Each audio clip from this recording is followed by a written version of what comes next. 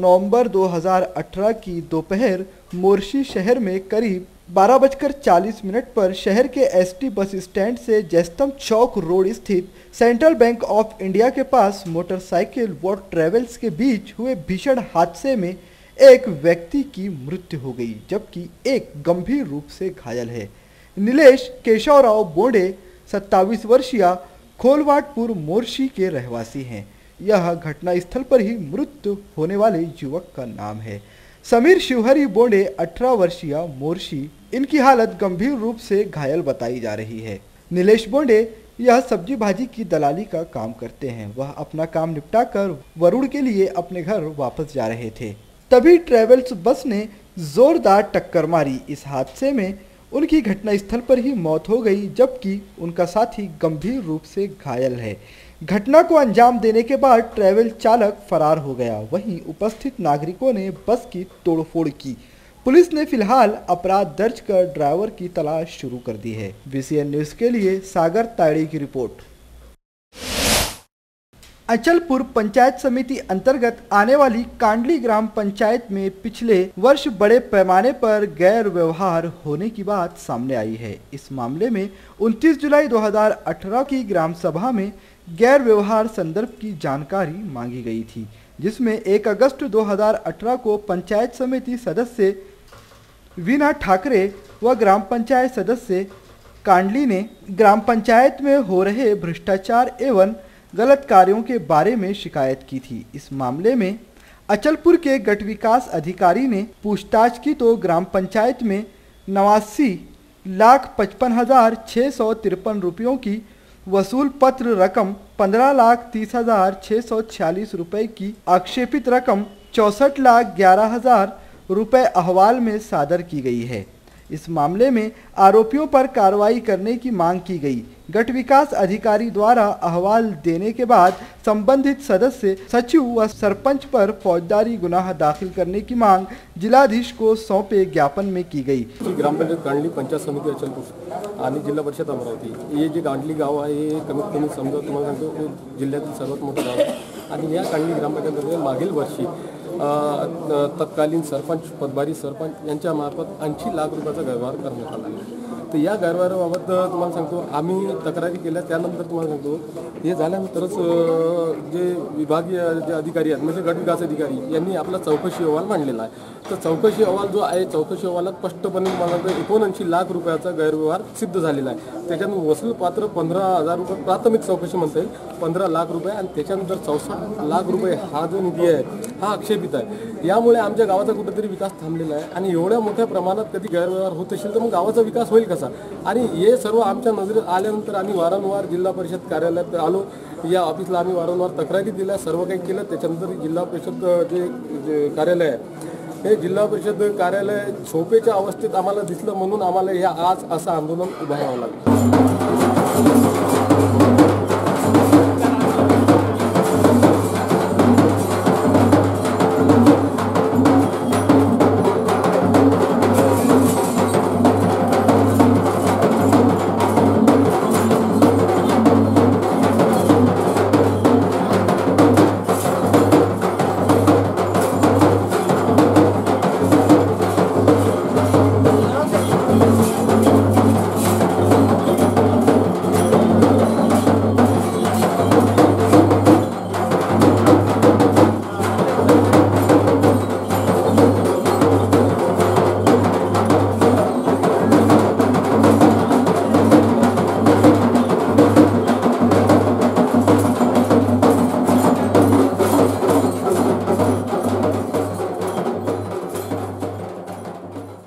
इस मौके पर कांडली ग्राम पंचायत सदस्यों के साथ बड़े पैमाने पर ग्रामवासी उपस्थित थे। VCN न्यूज के लिए प्रदीप इंगोले की रिपोर्ट।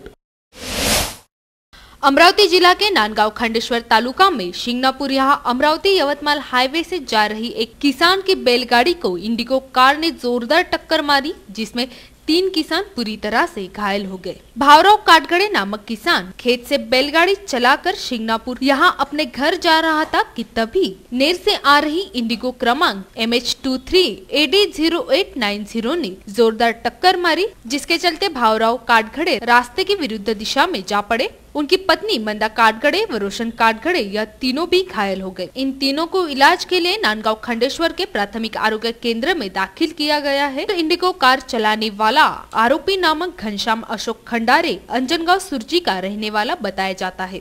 इस घटना की जांच एपीआई भालेराव कर रहे हैं।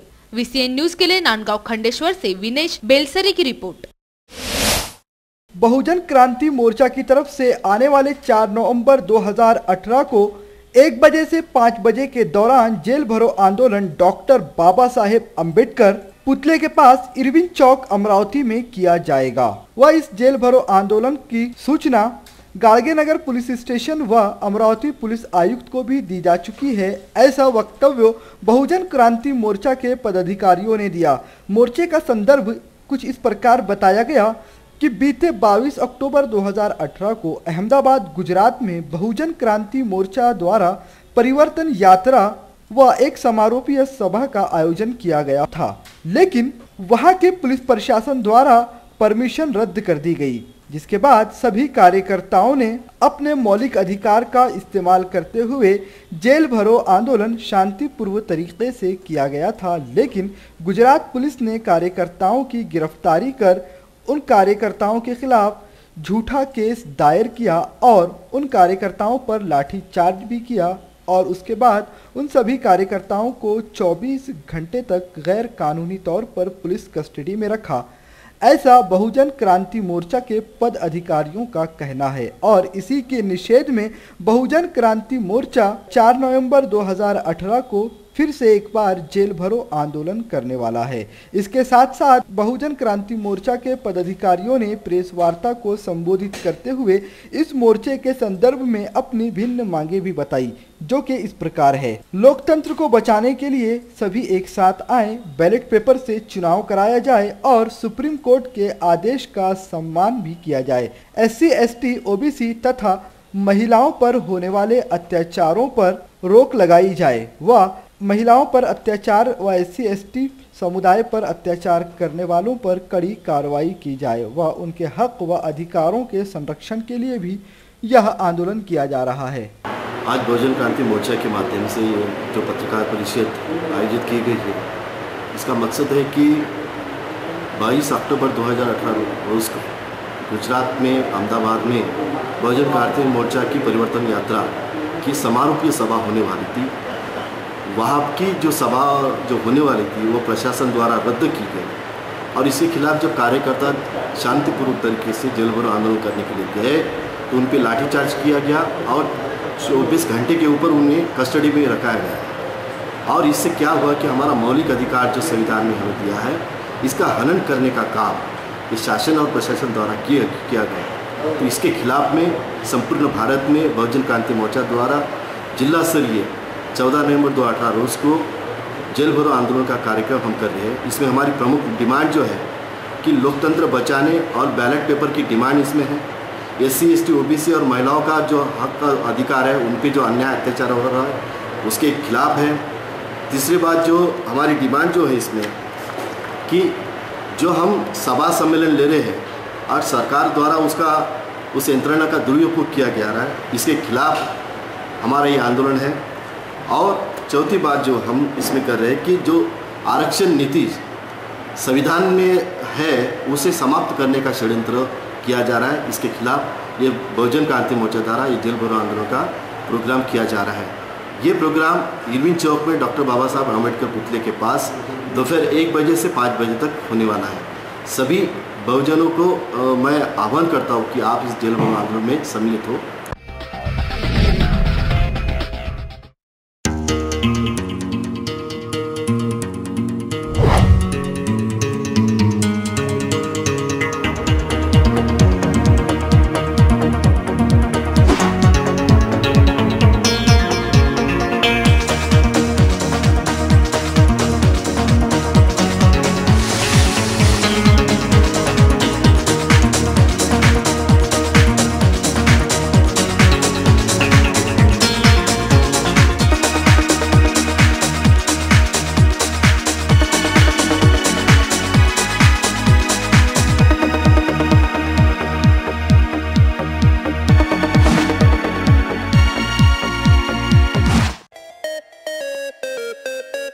विदर्भ का सबसे बड़ा शोरूम बिजीलैंड में।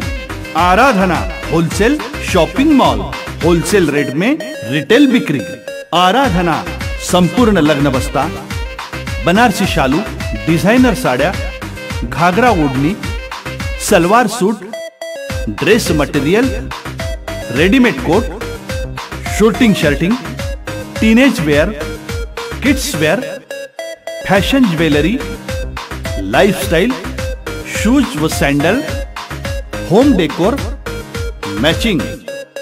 लेन number L2, shop number 43 to 48, Busyland complex, Nandgaon Peth, Amravati. Aradhana wholesale shopping mall, wholesale rate में चिल्लर बिक्री। प्रधानमंत्री नरेंद्र मोदी की महत्वाकांक्षी योजना है खुले में शौच मुक्त भारत, और इस योजना को साकार बनाने के लिए बड़े पैमाने पर पैसा भी खर्च किया जा रहा है और बड़े पैमाने पर विज्ञापनों के जरिए लोगों में जागरूकता भी पैदा करने की कोशिश की जा रही है। लेकिन इन विज्ञापनों से इतर जरा यह कभी सोचने की कोशिश करिए कि इस खुले में शौच मुक्त भारत योजना की हकीकत आखिर है क्या। आखिर जितना पैसा विज्ञापनों पर खर्च किया जा रहा है उसके इतर जमीन पर कोई कार्य हो भी रहा है या नहीं। कम से कम अमरावती शहर में तो ऐसा बिल्कुल भी नहीं लगता कि अमरावती शहर को खुले में शौच मुक्त करने के लिए कोई ठोस निर्णय लिए जा रहे हैं। जी हां, आपको हम तस्वीरें दिखा रहे हैं अमरावती शहर के बडनेरा परिसर में स्थित बैल बाजार व कृषि उपज मंडी की, जहां पर लोग आज भी खुले में शौच करते हैं। शुक्रवार के रोज दूर दूर से लोग यहां पर अपनी गाय, भैंस, भेड़ और बकरियां बेचने के लिए आते हैं। इसके साथ ही यहां पर लोग अपने खेतों में उत्पन्न हुआ माल भी बेचने के लिए आते हैं। काफ़ी भीड़ लगती है, लेकिन इसके बावजूद इस बाजार में आने वाले लोगों के लिए शौच के लिए कोई व्यवस्था नहीं की गई है। मजबूरन लोग बाजार के आखिरी हिस्से को, जहां पर वैसे ही बहुत गंदगी पसरी हुई है, उसे शौच के लिए इस्तेमाल करते हैं और वह सारी गंदगी साफ तौर पर पड़ी हुई नजर आती है। लेकिन अमरावती महानगर पालिका और कृषि उत्पन्न समिति इस पर कोई भी कार्य करते हुए नजर नहीं आ रही है। ना ही जूनी बस्ती बडनेरा के बैल बाजार में शौच की कोई व्यवस्था है, ना ही वहां पर पीने के लिए पानी मुहैया कराया जाता है और ना ही मवेशियों के लिए किसी प्रकार की कोई सुविधाएं दी गई हैं। बस हर कोई अपने अपने नाम की रोटियां सेकने में लगा हुआ है। VCN न्यूज ने बैल बाजार और कृषि उत्पन्न समिति के इंचार्ज VS वाड़े से बात की तो उन्होंने कहा कि कार्रवाई चालू है। महानगर पालिका को हालात से अवगत करा दिया गया है। बहुत जल्द यहां पर आए हुए लोगों के शौच के लिए इंतजाम किए जाएंगे। तो अपन ने ये हमारे अधिकारी के लिए हमने लेटर यहाँ का दिया है, शौचालय और इसका, और सांड पानी यहाँ से जाता बाहर, वो इसके लिए भी हमने दिए है हेड ऑफिस को। ये सामने छोटा सा रूम बना हुआ दिख रहा सर, उस पे ऐसा लिखा हुआ पढ़ा मैंने कि वो जानवरों का दवाखाना है। दवाखाना नहीं है, हमने अभी वो पुराना है, अभी अच्छा, उधर ही है। ये मीटर घर है उसमें अभी वो पशु वैद्य क्या उधर है। तो ये व्यवस्था कब तक हो जाएंगी यहाँ पे शौच हो? ये हम आज तुम हमको ये महानगर पालिका लेटर देंगे तो हम कल वो हमारे हेड ऑफिस को बता देंगे और उसके ऊपर को क्या उस पर ये एक्शन लेते वो उनके तरफ रहेगा। मेरे तरफ से मैं वो जो मेरी कार्रवाई है वो पूरे करके मैं हेड ऑफिस को दे दूंगा। लेकिन फिलहाल तो ऐसा होता हुआ कुछ दिखाई नहीं दे रहा। अब इंतजार करिए कि आखिर अमरावती महानगर पालिका कब जागती है और कब बडनेरा कृषि उपज मंडी को खुले में शौच से मुक्त करती है। Bureau report VCN news. Amravati जिले के ग्राम साहुर की सरपंच अर्चना तंतरपाड़े, उप सरपंच रामदास रहाटे, ग्राम विकास अधिकारी MS नौरंगे के नेतृत्व में ग्रामवासियों ने जिलाधीश कार्यालय पर अर्धनग्न आंदोलन कर साहुर गांव का अतिक्रमण तुरंत ध्वस्त करने की मांग की। कोर्ट के आदेश अनुसार संबंधित अतिक्रमण तुरंत न निकाला गया तो महकमे के खिलाफ कोर्ट के आदेश की अवमानना करने का मामला दर्ज करने की चेतावनी भी इस अर्धनग्न आंदोलन में दी गई। साहुर के सरपंच उप सरपंच ने बताया कि 3 वर्ष पहले ही यहां के अतिक्रमण निकालने की प्रक्रिया पूर्ण हो गई है। हाईकोर्ट के आदेश अनुसार संबंधित प्रक्रिया पूर्ण कराई गई, लेकिन राजनीतिक दबाव के चलते जिला महकमे ने इस अतिक्रमण विरोधी कार्रवाई को रोक दिया, जिस पर संतप्त साहुर वासियों ने संबंधित अतिक्रमण के आज ध्वस्त करने की मांग को लेकर जिला कचहरी पर दस्तक दी। अपना मांग पत्र सौंपकर महकमे को कोर्ट अवमानना का अल्टिमेटम भी दिया गया है। पंचायत ही भातकुली तालुक्यातील एक ग्रामपंचायत आहे। त्या ग्रामपंचायतच्या अंतर्गत गावातील बाजाराच्या जागेमध्ये काही समाजविशिष्ट लोकांनी तिथे अतिक्रमण केलेलं आहे। हे समाजविशिष्ट लोकांनी केलेलं अतिक्रमण हे गैरकायदेशीर होतं। त्याच्या विरुद्ध ग्रामपंचायतने ग्रामपंचायत अधिनियमानुसार सर्व कारवाई पूर्ण करून त्यांना नोटिसेस दिल्या आणि तब्बल 3 वर्षापासून गावातले सरपंच, सचिव, तिथलं पूर्ण संचालक, त्या ग्रामपंचायतचं मंडळ आणि तिचे ग्रामसेवक यांनी रीतसर कायदेशीररित्या पूर्ण कारवाई कागदोपत्री शासन दरबारी पूर्ण केल्यानंतरही 3 वर्षापासून सर्वोच्च न्यायालयाच्या निर्णयाचे माननीय सर्वोच्च न्यायालयाने दिलेल्या निर्णयाचं आणि शासन परिपत्रक 12 जुलै 2011चं शासनाचेच अधिकारी पायामल्ली करीत होते। ही गोष्ट अतिशय गंभीर स्वरूपाची होती। ही बाब आम्ही लक्षात आणून देण्याकरता आज गावाचे उपसरपंच, सरपंच यांनी चड्डी बन्यान आंदोलन आज इथे केलं आणि आम्ही कलेक्टर साहेबांचं या सगळ्या गोष्टीकडे लक्ष वेधलं। कलेक्टर साहेबांनी प्रशासनाकडून झालेली चूक मान्य केली आणि येत्या काही दिवसात आम्ही ते अतिक्रमण काढतो याबद्दल आम्हाला आश्वस्त केलं। त्यामुळे आज आम्ही आमचं आंदोलन मागे घेत आहे। अंजनगांव सुरजी में नगर पालिका की ओर से पंतप्रधान आवास व रमाई आवास योजना का लाभ तो मिल रहा है, किंतु इस मामले में नगर पालिका कुछ लाभार्थियों के साथ सौतेला बर्ताव कर रही है, जिसके चलते अनेक लाभार्थी इन योजनाओं से वंचित हैं। इसी मुद्दे को लेकर 2 नवंबर से वार सामाजिक संगठन आमरण अनशन के लिए बैठी है। प्रधानमंत्री आवास योजना यह सभी के लिए है। घरकुल योजना व रमाई आवास योजना के नजूल प्लॉट धारकों को बांधकाम की शर्त न रखते हुए दत्तघाट शमशान भूमि के सौंदर्यकरण का काम तत्काल शुरू करने की मांग अनशनकर्ताओं ने की। नगर परिषद प्रशासन नजूल प्लॉट धारकांना नेहमी सर्वत्रपणाची वागणूक देत आहे। ते रमाई आवास योजना असो, पंतप्रधान आवास योजना असो की आणखी कोणती योजना असो, त्यात नजूल प्लॉट धारकांना शेवटचा म्हणजे शेवटी सर्वे करावा। GR प्रमाणे मुख्यमंत्र्यांनी आणि शासनाने सांगितले की GR मध्ये दिलेले आहे की पहिल्यांदाच नजूल प्लॉट धारकांचा सर्वे झाला पाहिजे। तरीसुद्धा शेवटच्या टप्प्यात नजूल प्लॉट धारकांचा सर्वे नगर प्रशासन करीत आहे। तसेच बांधकाम परवानगी आजपर्यंत कोणत्याही योजनेला बांधकाम परवानगी नव्हती असे GR मध्ये लिखित आहे असे सांगत आहे, पण आम्हाला त्या GRच्या संदर्भात एकही प्रत आजपर्यंत त्यांनी दिली नाही। त्याचप्रमाणे दत्तघाट स्मशानभूमी कमीत कमी 1-1 फुटाचे खड्डे जिथे प्रेत जाळल्या जाते तिथं पडलेले आहेत, पण तरी आजपर्यंत काठीपुरा येथील दत्तघाट स्मशानभूमीचे काम नगर परिषद प्रशासनाने केलेले नाही। त्याचप्रमाणे आंबेडकर पुतळ्याचे 2-3 वर्ष अगोदर मी त्यांना पत्र दिले होते की त्याचे सौंदर्यीकरण सर्वकडचे सौंदर्यीकरण नगर परिषद प्रशासन करीत आहे, पण आजपर्यंत बाबासाहेब आंबेडकर नगरमधील पुतळ्याचे सौंदर्यीकरण केले नाही। तसेच पहिला टप्पा जो PR कार्डचा आला होता तो त्यात कमीत कमी 1500 अर्ज हे घरकुल धारकांनी केले, पण तरीसुद्धा 300 यांनी मान्य केले। ते पात्र कसे 300 केले त्यानुसार बाकी अपात्र का ठरवले त्याचा जबाब आम्हाला नगर परिषद प्रशासनाने द्यावा, अन्यथा हे आंदोलन असेल सुरू राहील। इस मौके पर वार संगठन के कार्याध्यक्ष सचिन गावंडे, विजय कन्हेरकर, नेमराज शिरोड़े, जावेद खान आदि नगर पालिका कार्यालय के सामने अनशन के लिए बैठे नजर आए। VCN न्यूज के लिए अंजनगांव सुरजी से जावेद शाह की रिपोर्ट।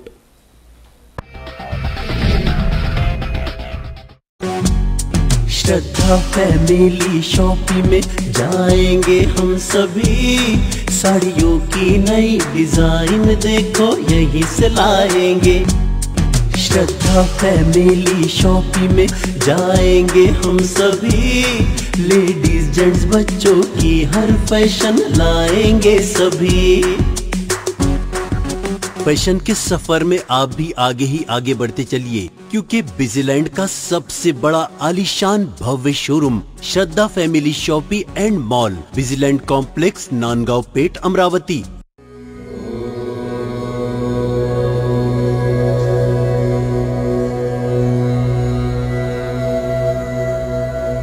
संवाद ज्योतिष एवं आध्यात्मिक अनुसंधान केंद्र।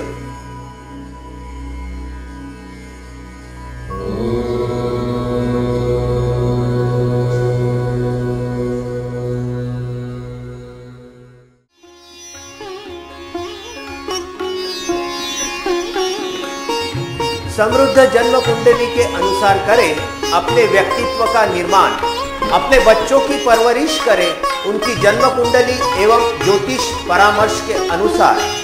विस्तृत फलादेश के साथ जन्म कुंडली का नया स्वरूप, ग्रहों की शांति के विभिन्न उपाय।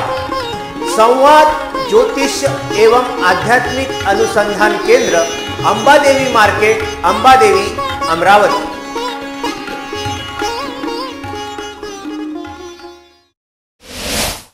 अमरावती शहर के जिला स्तरीय अस्पताल में ठेके पर नियुक्त वर्ग 4 के कर्मचारियों ने न्यूनतम वेतन, बोनस व सरकार की अन्य कल्याणकारी योजनाओं का लाभ मिलने हेतु 2 नवंबर 2018 को अपनी मांगों को लेकर इरविन अस्पताल स्थित जिला शल्य चिकित्सक के दफ्तर के सामने ठिया आंदोलन किया। इस संदर्भ में आंदोलनकारी चतुर्थ श्रेणी के ठेका कर्मियों का कहना है कि पिछले लंबे समय से उन्हें उनके संवैधानिक अधिकार एवं आर्थिक लाभ से वंचित रखते हुए उनका आर्थिक शोषण किया जा रहा है।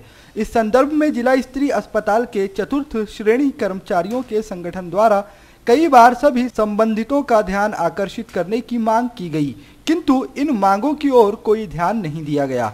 डफीनमध्ये कंत्राटी कर्मचारी इतक्या वर्षापासून कमी वेतनामध्ये काम करत आहे, त्यांना 3,500-4,000 हजार पगार भेटत आहे, त्यांना आजपर्यंत पीएफ मिळाला नाही आहे, तितक्या इन्फेक्शनमध्ये काम करून त्यांना आजपर्यंत विमा लागू नाही झाला आहे। इतक्या वर्षापासून प्रशासनाकडून मोठ्या प्रमाणात आर्थिक शोषण होत आहे की त्याचा हिशोब सुद्धा होऊ शकेल की लाखो रुपये की करोड रुपये म्हणजे यात पूर्ण प्रशासन आणि कंत्राटदार मिळून पूर्ण मलाई खात आहे। कंत्राटदार कर्मचाऱ्याचं इतक्या मोठ्या प्रमाणात आर्थिक शोषण होत आहे की त्यांचं 4,000 त्यांचं घर चालणार तरी कसं, असा प्रश्न पडलाय।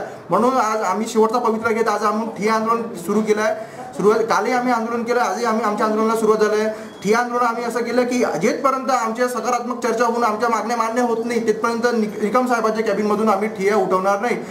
जर त्या ठिय्याचं दखल घेऊन निकम साहेबांनी समजा सकारात्मक निर्णय घेऊन आमच्यावर निर्णय घेतले नाही तर आंदोलन याच्यापेक्षा तीव्र केलं जाईल आणि त्याची सर्वस्वी जबाबदारी ही प्रशासनाची आणि निकम साहेबांची राहील, इतकी आज या आंदोलनाच्या मार्फत मी ग्वाही देतो। ऐसे में अपनी अनदेखी से आहत होकर डफरीन अस्पताल के ठेका कर्मियों द्वारा 2 अक्टूबर को इरविन अस्पताल के जिला शल्य चिकित्सक के दफ्तर के सामने ठिय्या आंदोलन किया गया।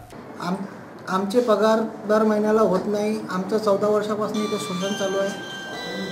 CS कडे आलो, CS म्हणजे चालढकल करत आहे, MS कडे गेलो, MSC चालढकल करत आहे।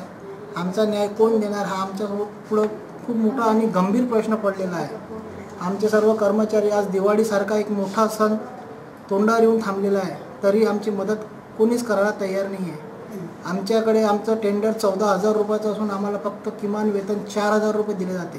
तर या सर्व बाबींची कशी पाठपुरावा करणं CS कडे आलो आम्ही, हे पण आमच्याकडे दुर्लक्ष करत आहे। इस आंदोलन में डफरीन अस्पताल की चतुर्थ श्रेणी कर्मचारी सुनीता वायदेशकर, मीरा मानकर, मंगला खंडारे, प्रीति पाटिल, अरुणा सिरसाट, दादाराव लवंगे, मनीषा राठी, संगीता मोहोळ, चंदा सावरकर, संदीप पारडे, अर्चना डहाके, आशा भोरे, सुनीता काले, रानी शिंदे, कुर्ती गणवीर, ममता जयसिंगपुरे, दिनेश मुंडाले, चंद्रकांत जिरापुरे, राजेश पारवे, राहुल तायडे, अलका इंगले, शोभा इंगले आदि कर्मचारियों ने सहभाग लिया। महाराष्ट्र राज्य शिक्षण संस्था महामंडल द्वारा घोषित किए गए 2 नवंबर को शाला बंद आंदोलन में संपूर्ण जिले की सभी निजी शालाओं ने बड़े पैमाने पर अपना सहभाग दर्शाया। 2 नवंबर को किए गए 1 दिवसीय शाला बंद आंदोलन के बाद भी यदि सरकार 30 दिनों के अंदर मांगे मंजूर नहीं करती है तो शैक्षणिक सत्र में होने वाली शिक्षण मंडल की परीक्षाओं के लिए कोई भी इमारत उपलब्ध नहीं कराए जाने का इशारा अमरावती जिला शिक्षण संघ ने दिया। इस संदर्भ में जिला अधिकारी द्वारा मुख्यमंत्री व शिक्षण मंत्री को शिक्षण संस्थान संघ ने ज्ञापन सौंपा। इस ज्ञापन में पवित्र पोर्टल द्वारा कर्मचारी भर्ती प्रक्रिया रद्द करने के साथ छठे वेतन आयोग द्वारा अनुदान देने जैसी आदि मांगे की गई है। इस मौके पर वसंतराव घुईखेड़कर, कंचमाला गावंडे, डॉक्टर मेघश्याम करडे, रामकृष्ण कळसकर, मधुकर अभयंकर, एडवोकेट दीपक देशमुख के साथ आदि मौजूद थे। VCN न्यूज के लिए प्रदीप इंगोले की रिपोर्ट। राष्ट्रवादी के नेता तथा पूर्व उप मुख्यमंत्री छगन भुजबल को बेनामी धमकियों के पत्र रवाना करके परेशान करने वाले पर कड़ी कार्रवाई करने की मांग राष्ट्रवादी कांग्रेस पार्टी द्वारा की गई। यह मांग मुख्यमंत्री देवेंद्र फडणवीस को मलकापुर के उप विभागीय अधिकारी द्वारा ज्ञापन देकर की गई है। इस ज्ञापन में उल्लेख किया गया है कि पूर्व उप मुख्यमंत्री मदन राव यदि बुधवार को मनुस्मृति के विरोध में बात करते हैं तो उन्हें भी दाभोलकर एवं पानसरे ही बना दिया जाएगा। इस तरह धमकी भरे पत्र भेजने वाले पर कड़ी कार्रवाई करने की मांग राष्ट्रवादी कांग्रेस पार्टी ने की है। इस मौके पर राष्ट्रवादी पक्ष के संतोष रायपुरे, माधव गायकवाड़, डॉक्टर अशोक सुरड़कर, शुभम लाहुड़कर, आशीष पाटिल, ज्ञानदेव चांदेकर, अतुल चौहान, अनिल रायपुरे, सुनील खड़से के साथ आदि कार्यकर्ता मौजूद थे। महाराष्ट्र राज्याचे माजी मुख्यमंत्री माननीय छगनरावजी भुजबळ साहेब यांना नुकतंच एक निनावी पत्र आलेलं आहे आणि त्या पत्रामध्ये तुम्ही जर मनुस्मृतीच्या विरोधामध्ये बोलाल तर तुमचा आम्ही दाभोलकर कुलवर्गी करू अशा प्रकारचा एक सक्त निनावी पत्रामध्ये त्यांनी उल्लेख केलेला आहे। आणि आपल्या या पुरोगामी महाराष्ट्राला न शोभणारं असं हे मनुस्मृतीच्या समर्थकांनी केलेलं कृत्य आहे। तर अशा या मनुस्मृती समर्थकांच्या कृत्याला या महाराष्ट्र शासनाने वेळीच पायबंद घालावा आणि महाराष्ट्रामध्ये सुखगोविंदाने नांदत असलेल्या सर्व धर्म समभावाचं जे प्रतीक आहे महाराष्ट्र, देशामध्ये असलेलं वैभव, हे दत्तवैभव या महाराष्ट्राला सदैव कायम राहावं अशा प्रकारची विनंती आम्ही राष्ट्रवादी काँग्रेस पार्टी मलकापूरच्या वतीने आमचे पक्षनेते माननीय संतोषभाऊ रायपुरे व आमचे सर्व कार्यकर्ते पदाधिकारी यांच्या सर्वांच्या वतीने आम्ही करत आहोत। VCN न्यूज के लिए खामगांव से वरिष्ठ प्रतिनिधि फारूक सर की रिपोर्ट। अंजनगांव सुरजी में भारत रत्न डॉक्टर बाबा साहेब आम्बेडकर चौक समिति द्वारा धम्म चक्र प्रवर्तन दिन के अवसर पर महाराष्ट्र के सुप्रसिद्ध गायक अशोक निकलजे के भीम गीतों का कार्यक्रम तथा विविध मान्यवरों का सत्कार कार्यक्रम आयोजित किया गया। इस अवसर पर अंजनगांव सुरजी शहर के 7 तहसील के हजारों नागरिक भीम गीतों का कार्यक्रम सुनने के लिए आए थे। इस कार्यक्रम में अध्यक्ष के तौर पर रिपाई के राष्ट्रीय महासचिव डॉक्टर राजेंद्र गवई, उद्घाटक के तौर पर पुना के युवा उद्योजक अमित मेश्राम, सत्कार मूर्ति रामेश्वर अभ्यंकर, डॉक्टर रमेश चंद्र सारडा आदि मान्यवर उपस्थित थे।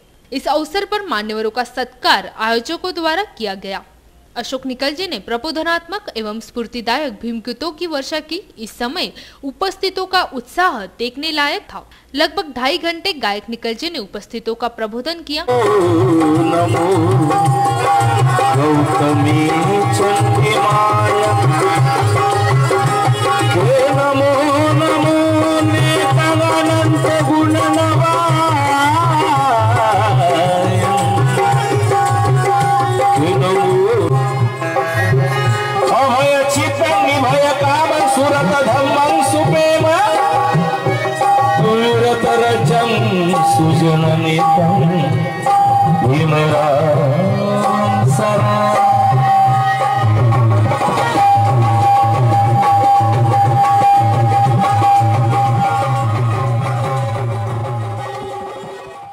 इस अवसर पर डॉक्टर राजेंद्र गवई, अमित मेश्राम, रामेश्वर अभ्यंकर ने उपस्थितों का मार्गदर्शन भी किया। सोबत घेऊन सर्व आजूबाजूच्या परिसरातील सर्व ग्रामपंचायती असतील, APMC असेल, पंचायत समिती असेल, जिल्हा परिषदेचे सन्मानित सदस्य असतील, या सर्वांना समवेत घेऊन तेजस अभ्यंकर आणि त्यांचे सहकारी हा कार्यक्रम अत्यंत चांगला या ठिकाणी आयोजित करतात। त्याचाच भाग आजही हा कार्यक्रम अत्यंत चांगल्या पद्धतीने आयोजित केलेला आहे। इस कार्यक्रम में उद्घाटक के रूप में पुना के युवा उद्योजक अमित मेश्राम खास तौर पर पुना से अंजनगांव आए थे। इस अवसर पर उन्होंने उपस्थितों को पुना में रोजगार देने का आश्वासन दिया। अभ्यंकर यांच्या मार्फतून नोकरीची व्यवस्था आपण पुण्यात त्यांना करू, ती मदत एवढी आपण करू। आणि कुणाला जर अन्याय झाला तर आपण खपवून घेणार नाही. आंबेडकर यांच्या माध्यमातून आपण जेवढे जास्तीत जास्त सुधारणा करता येईल तेवढे आपण एवढं बोलतो. थांबतो. जय महाराष्ट्र. पुणे से उनके साथ आए अंगरक्षकों ने सभी नागरिकों का ध्यान आकर्षित किया. इसी के साथ ही कार्यक्रम को सफल बनाने के लिए तेजस अभ्यंकर, अध्यक्ष आंबेडकर चौक समिति तथा आदि ने परिश्रम लिए. VCN न्यूज के लिए अंजनगांव सुरजी से जावेद शाह की रिपोर्ट.